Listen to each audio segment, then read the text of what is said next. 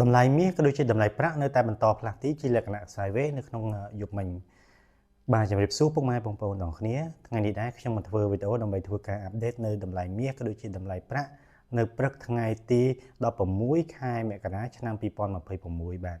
អញ្ចឹងទេបើសិនជាបងប្អូនចូលចិត្តវីដេអូបែបនេះក៏ដូចជាចង់តាមដាននៅតម្លៃមាសក៏ដូចជាតម្លៃប្រាក់ជារៀងរាល់ថ្ងៃបងប្អូនអាចធ្វើការ Subscribe YouTube Channel របស់ខ្ញុំពីព្រោះតែខ្ញុំនឹងមកធ្វើវីដេអូដើម្បីធ្វើការអាប់ដេតនៅតម្លៃមាសក៏ដូចជាតម្លៃប្រាក់ជារៀងរាល់ថ្ងៃតែម្ដងបាទអញ្ចឹងទេក្នុងយប់មិញតម្លៃមាសបានធ្វើការផ្លាស់ទីជាលក្ខណៈ sideways ហើយនៅព្រឹកនេះតម្លៃចុងក្រោយដែលខ្ញុំបានចូលទៅមើលហ្នឹងគឺមាសស្ថិតនៅក្នុងតម្លៃ$4616ក្នុង1អោនឬបើសិនជាគិតជាតម្លឹងហ្នឹងគឺស្មើនឹង$5565ក្នុង1តម្លឹងឬបើសិនជាគិតជា G ហ្នឹងគឺស្មើនឹង$556ក្នុង1 G បាទចំណែកឯប្រាក់វិញក៏បានធ្វើការផ្លាស់ទីជាលក្ខណៈ sideways up ផងដែរ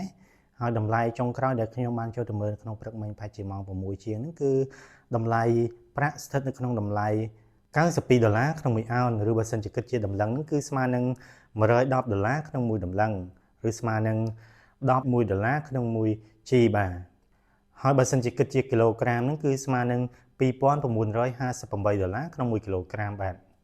អញ្ចឹងទេយើងចាំមើលថានៅក្នុងថ្ងៃនេះតើតម្លៃមាសក៏ដូចជាតម្លៃប្រាក់អាចធ្វើការហក់ឡើងបន្តទៀតដែរឬទេហើយបើសិនជាមានព័ត៌មានក៏ដូចជាការប្រែប្រួលតម្លៃយ៉ាងណាខ្ញុំនឹងមកធ្វើវីដេអូដើម្បីធ្វើការអាប់ដេតដល់បងប្អូនទាំងអស់គ្នានៅក្នុងវីដេអូក្រោយបន្តទៀតបាទអរគុណច្រើនសម្រាប់ការគាំទ្រក៏ដូចជាការតាមដានទស្សនាវីដេអូរបស់ខ្ញុំតាំងពីដើមរហូតដល់ចប់បាទអរគុណច្រើនជម្រាបលាបងប្អូនទាំងអស់គ្នា